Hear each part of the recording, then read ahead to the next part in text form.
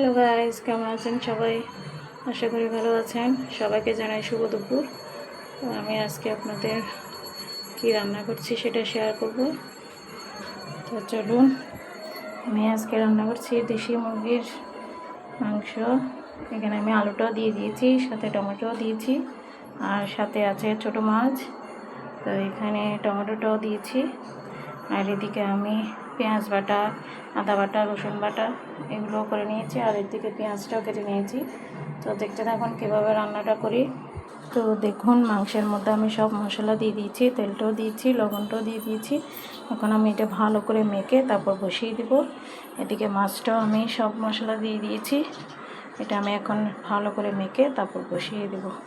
সবগুলো হাতে মেখে বসিয়ে রান্না করব, তারপর কষিয়ে নেব আর কি ভালো করে। এই দেখুন আমার মাখা শেষ। দেখুন তেলটা পর্যন্ত বেশি উঠেছে মাখার পরে। এদিকেও দেখুন কালারটা কি সুন্দর আসছে। তো এখন আমি এটা বসিয়ে দিব।